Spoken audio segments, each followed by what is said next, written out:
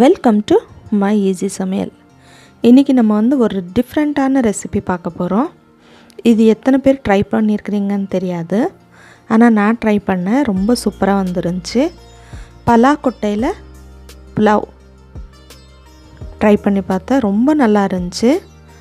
ஒரு டிஃப்ரெண்ட்டான டேஸ்ட்டில் ரொம்ப சூப்பராக இருந்துச்சு. இதுக்கு தேவையான இன்க்ரீடியன்ட்ஸ் பார்த்துடலாம். இது எல்லாமே நான் டைரெக்டாக ஜார்லேயே போட்டு அரைச்சிடுறேன். இஞ்சி, பூண்டு, வெங்காயம், பட்டை, கிராம்பு, ஏலக்காய், கொஞ்சம் கல்பாசி, எல்லா கரம் மசாலா எல்லாத்தையுமே சேர்த்துக்கோங்க.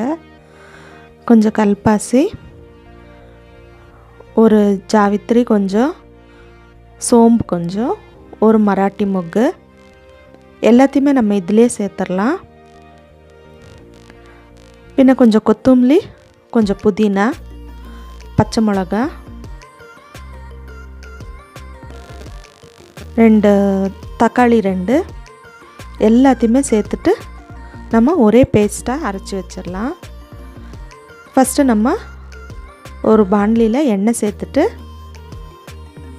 அரைச்சி வச்ச பேஸ்ட்டை டைரெக்டாக நம்ம சேர்த்துற போகிறோம். சேர்த்துட்டு நல்லா ஃப்ரை பண்ணிடலாம். ஒரு 2 நிமிஷம் ஃப்ரை பண்ணால் போதும், ரொம்பலாம் ஃப்ரை பண்ண வேண்டாம். அந்த மசால் ஃப்ரை ஆகிறதுக்கு கூடவே இந்த பலாக்கொட்டையும் நான் ஒரு 10லேருந்து ஒரு 15 பலாக்கொட்டை எடுத்துருக்கிறேன். அதை எடுத்துகிட்டு உப்பு சேர்த்து இந்த மசால் கூடவே இந்த பலாக்கொட்டையும் நல்லா ஃப்ரை ஆகட்டும். ஒரு 1/4 டீஸ்பூன்னு மஞ்சள் சேர்த்துட்டு நல்லா கலந்து விட்டுக்கலாம். இந்த மசாலும் பலாக்கொட்டையும் சேர்ந்து வேகணும், சேர்ந்து ஃப்ரை ஆகணும். மூடி வச்சிடலாம். ஒரு 5 நிமிஷம் வேகட்டும். பாருங்கள், எண்ணெய் நல்லா பிரிஞ்சு வருது. இந்த மாதிரி ஃப்ரை ஆகணும். நல்லா பரண்டு வர அளவுக்கு நல்லா ஃப்ரை பண்ணிக்கணும். இப்போ இந்த பலாக்கொட்டை பாதி வெந்துருச்சு. இப்போ அரிசி கழுவி வச்சுருக்கிற அரிசியை சேர்த்துட்றேன். 1க்கு 2 பங்கு நம்ம தண்ணியும் சேர்த்துக்கலாம். பாருங்கள், 1க்கு 2 பங்கு தண்ணி சேர்த்துட்டு ஒரு அரை எலுமிச்சைப்பழம் நான் புழிஞ்சு விட்டுக்கிறேன். இந்த ஸ்டேஜில் நீங்கள் உப்பு, காரம், புளிப்பு எல்லாத்தையுமே செக் பண்ணி பார்த்துக்கலாம். எதனா கம்மி கூட இருந்தால் தெரிஞ்சிடும். பாருங்கள், இப்போ நல்லா கொதித்து வந்துருச்சு.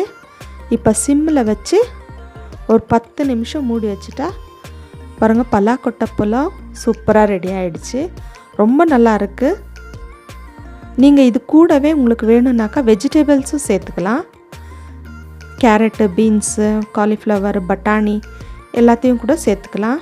சூப்பரான பலாக்கொட்டை புலாவ் சூப்பராக ரெடி ஆகிடுச்சு.